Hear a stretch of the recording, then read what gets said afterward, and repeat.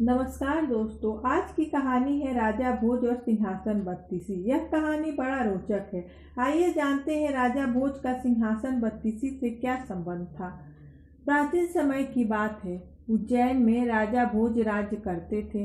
वह बड़े ही दानी और धर्मात्मा थे।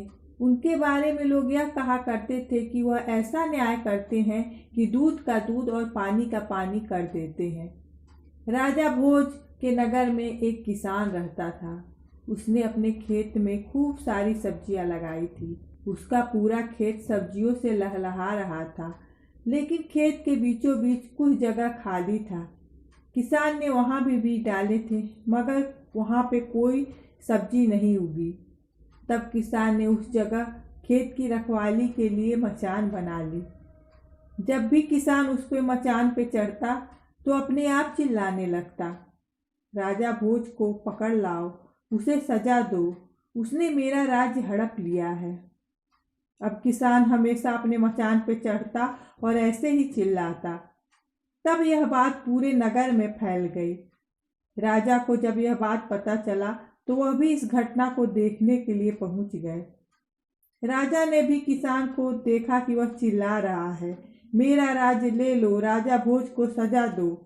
यह सब देखकर राजा को बड़ा आश्चर्य हुआ। वह चुपचाप महल वापस आ गए और बहुत चिंतित रहने लगे। रात भर राजा को नींद नहीं आई। सुबह होते राजा अपने सभी मंत्रियों और अपने राज्य के ज्योतिष और पंडितों को बुलवाया और इस घटना के बारे में बताया। राजा का आदेश पाकर सभी लोग इस निष्कर्ष पर पहुंचे कि मचान के नीचे कुछ जरूर छुपा हुआ है और राजा को वहां खुदाई करवाना चाहिए। उनकी सलाह मानकर राजा ने वहां खुदाई करवाई। राजा भोज अपने मंत्रियों और ज्योतिषों की बात से सहमत हुए और वहां पे खुदाई करवा दी। खुदाई करते करते वहां पर एक सुंदर सा सुनहरे रंग का सिंहासन निकला, जिसमें चारों ओर 8-8 पुतलियां बनी हुई थी। यानी सिंहासन में कुल 32 पुतलियां बनी थी। यानी 32 पुतलियों वाला 32 सिंहासन था। सब लोग देखकर आश्चर्य में पड़ गए। यह अद्भुत और सुंदर सिंहासन किसका है? राजा भोज उसे जमीन से निकालने का आदेश दिए, मगर मजदूरों ने सारी ताकत लगा दी, मगर सिंहासन बाहर नहीं आया और ना ही टस से मस हुआ। तब एक पुरोहित ने कहा, यह सिंहासन देवताओं का है। जब राजा खुद इसकी पूजा अर्चना करेंगे तभी इसे बाहर निकाला जा सकता है। राजा पुरोहित की बात मानकर उन्होंने सिंहासन की पूजा अर्चना किया। तब सिंहासन अपने आप बड़ी ही आसानी से बाहर आ गया। सिंहासन में बहुमूल्य रत्न जड़े थे, जिसमें सोने की 32 पुतलियां बनी हुई थी। सभी के हाथ में कमल था। बड़ा ही अद्भुत सिंहासन था। राजा ने सिंहासन की मरम्मत के लिए आदेश दिया। सिंहासन को चमकाने में कई महीनों का समय लग गया। जब सिंहासन तैयार होकर आया तो उसकी सुंदरता देखते ही बनती थी। सिंहासन में लगी पुतलियां मानो बोल पड़ेंगी। राजा ने पंडितों को बुलाकर कहा, कोई अच्छा मुहूर्त निकालो जिस दिन मैं इस सिंहासन पर बैठूंगा। पंडितों ने मुहूर्त देखकर राजा को बताया। तब राजा ने बहुत बड़ा कार्यक्रम का आयोजन किया।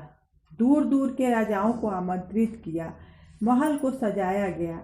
महल में तरह तरह के बाजा बजने लगा। खुशियां मनाई गई। पूजा हवन के बाद जैसे ही राजा ने सिंहासन पर बैठने के लिए आगे बढ़े और अपना दाहिना पैर सिंहासन पर रखना चाहा, तभी सभी पुतलियां खिलखिलाकर हंसने लगी। राजा अपना पैर पीछे की तरफ खींच लेते हैं और पुतलियों से पूछते हैं, ओ सुंदर पुतलियों, तुम सच सच बताओ, तुम लोग क्यों हंस रही हो? तब पहली पुतली का नाम था रत्नमंजरी। राजा की बात सुनकर वह बोली, राजन, आप बड़े तेजस्वी हैं, धनी हैं, बलवान हैं, लेकिन इन सब बातों का आपको घमंड है। लेकिन जिस राजा का यह सिंहासन है, जिस पर आप बैठने जा रहे हैं, वह राजा दानी, वीर, धनी होते हुए भी विनम्र थे, परम दयालु थे। राजा यह सब सुनकर नाराज हुआ। तब पुतली ने समझाया, यह सिंहासन परम प्रतापी राजा विक्रमादित्य का है। तब भोज ने कहा, मैं क्यों मानूं कि राजा विक्रमादित्य मुझसे ज़्यादा कुड़ी है और पराक्रमी है। तब पुतली ने उनको समझाया। सिंहासन बत्तीसी की पहली पुतली ने कहा, ठीक है राजन, मैं आपको राजा विक्रमादित्य की एक कहानी सुनाती हूँ। तब रत्नमंजरी ने राजा भोज को एक कहानी सुनाई जो विक्रमादित्य के गुणों का वर्णन था। कहानी में अगर आप पुतली रत्नमंजरी की कहानी सुनना चाहते हैं तो मैं आगे की कहानी अगली वीडियो में सुनाऊंगी। अगली कहानी सुनने के लिए इस कहानी को लाइक और चैनल को सब्सक्राइब करिएगा।